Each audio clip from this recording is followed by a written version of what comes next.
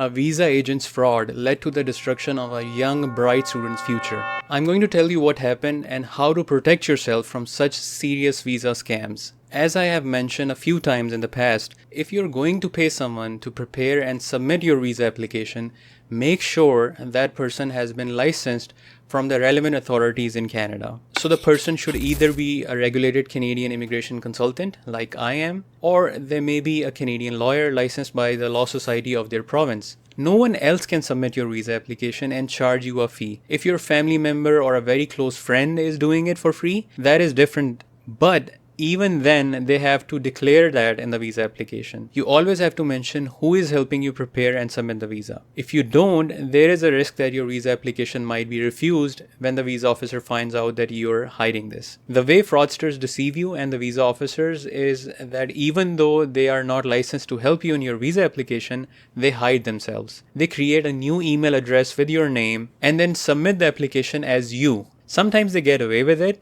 and sometimes the visa officers find out. If the visa officer finds out, they can refuse your application or even ban you from Canada. The case that I'm sharing with you today is where such an agent not only submitted the application where he was not authorized, but he did much more harm. The client hired that agent without knowing that he was not authorized. The client then paid the agent for two things: to help the client in getting admission in Canada and then helping him in applying for a Canadian study permit. So this agent, he most probably created a fake letter of acceptance from a Canadian college, and then he showed that letter of acceptance to the student and applied for a study visa. The visa officer found out that there was something wrong with the letter, so they sent an email to the client. The visa officer probably thought they were sending an email to the actual client, as the email address had their name and there was no use of representative form, and this is something which is called procedural fairness. The visa officers sometimes do give you an opportunity to respond to their concerns before they refuse your application.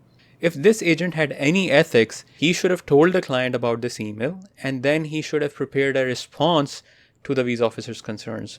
But because he was probably guilty and knew that the letter was fake, he did not respond to the letter at all and ignored it. 30 days passed and the visa officer refused the application. The visa officer not only refused it, but also banned the student from reapplying to Canada for 5 years. And this is what happens when there is a serious case of misrepresentation. But this agent, instead of sharing the refusal letter with the client, he edited the refusal letter and changed the refusal reasons before sharing them with the client. So the client, the student, thought that he was refused due to finances and ties, the usual causes. Many months passed, and then this client reached out to me one day to help for his study visa. And naturally, I asked him about his prior refusal, saw his refusal letter, and then I asked him who applied for you, and he told me. I then asked him to share the last application that was refused, that was submitted, the actual documents. And when he asked the agent said his hard drive had been stolen. What a lame excuse.